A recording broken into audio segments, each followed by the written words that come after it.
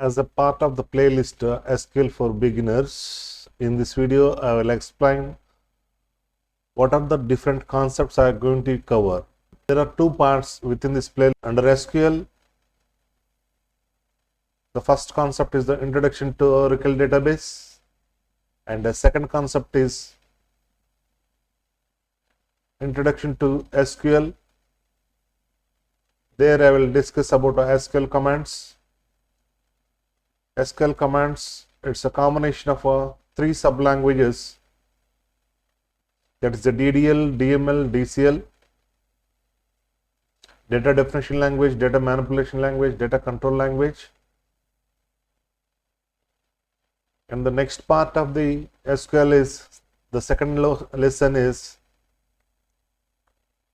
operators. That means once you are maintaining a database, to perform the manipulations with the records, you can use operators.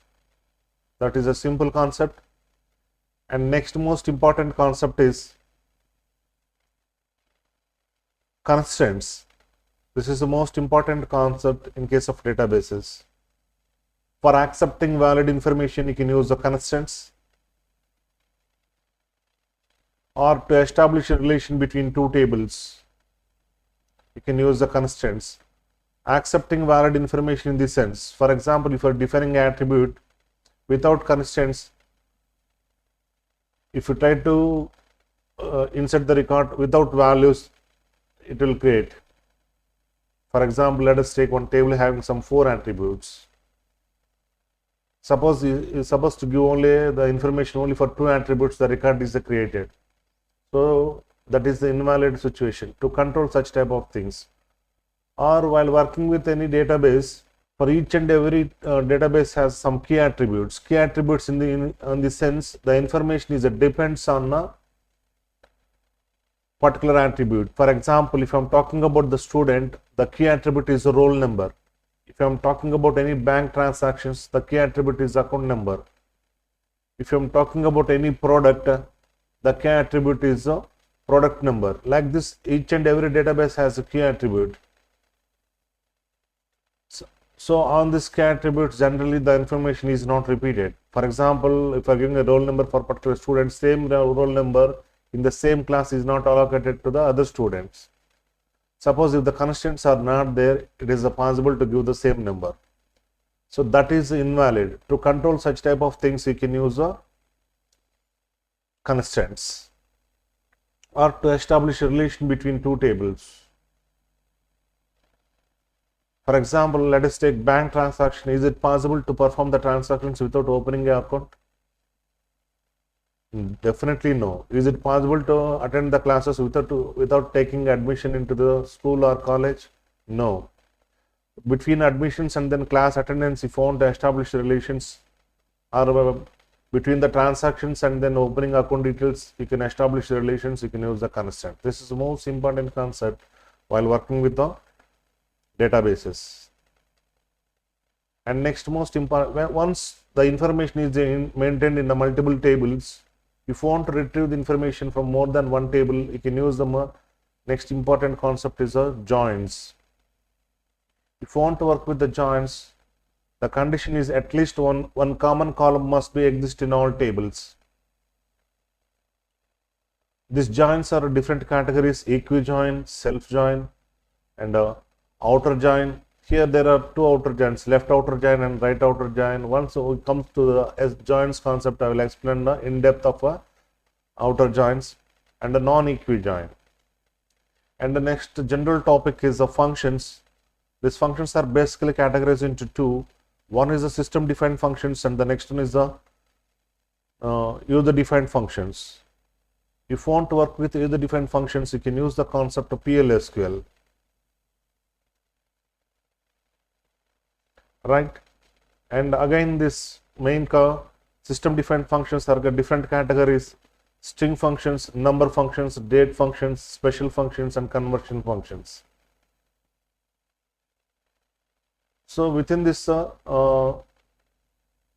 system defined functions, there are two main categories, that is single row functions and group functions. Under single row functions, you can work with string, number, as well as the date and conversion functions and special functions. And come to the next one, group functions. It will work on some set of rows. That is the main difference between single row functions and group functions. Single row functions works for each and every row, whereas group functions works for some set of rows.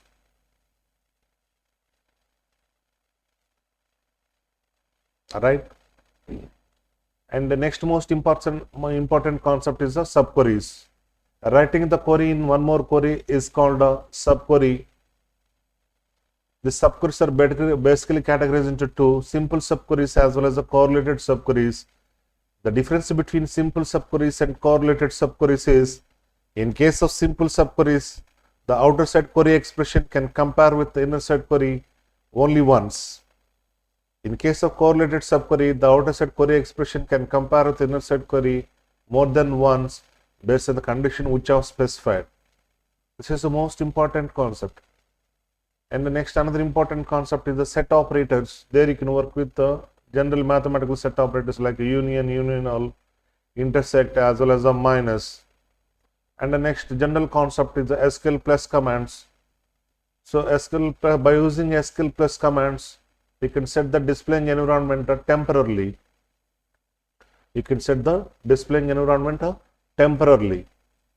That means if you want to change the column headings or if you want to display the titles.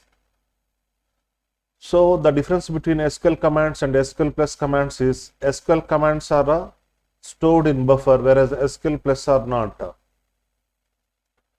So that's why if you are executing any SQL command, once again if you want to repeat the same command, no need to type entire command, simply you can use a or, the letter or you can use a slash. That means whatever the command you executed previously, same command is repeated, SQL command, whereas in case of SQL plus it's not possible. So they are the different concepts I discussed in the SQL part along with object oriented relation database. There you can work with you can implement all object oriented concepts like inheritance and such type of things you can implement while creating the tables. Once that part is over, then we go for the second part of SQL for beginners playlist is the PLSQL. Writing the programs in PLSQL is called a block. Block has three parts. So that is a declaration part and execution part and exception part. In declaration part, you can declare the variables. In execution part, you can take the programming statements. In exception part, you can handle the exceptions. Exception part you have to specify within the execution part only. So that is the introduction part I will discuss in case of PLSQL. And the next most important concept is the cursors. Cursor is nothing but work area where you can place one table information. So by using cursors, it's possible to perform the number of transactions at a time. No need for an individual parsing. That is advantage with cursors. And next most important concept is the stored procedures. Generally, what are the programs you are writing in PLSQL? It's not stored in database. The programs which are stored in database, you can call it as a stored procedures. These are the three: procedures, functions, and triggers. The difference between procedures and functions is procedure cannot return any value, whereas functions can return the value. And the difference between procedure, functions, and triggers is, in case of procedures and functions, particularly you can call with the by passing some arguments, whereas in case of triggers, whenever you can perform the DML operations on particular table, the trigger statements are executed.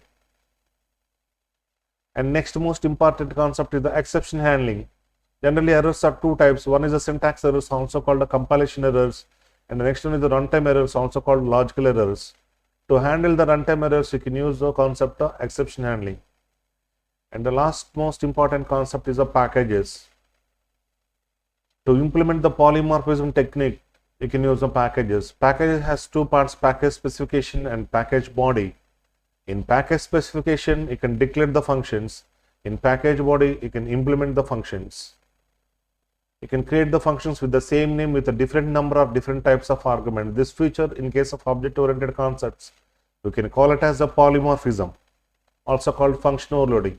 Because of this, what happened? Because of the name is same for all the functions, only one function body is placed into the memory. Whenever the execution control comes to next body, the previous body is replaced with the current function body. So the memory is, it will take the less memory and the performance is high. So that is about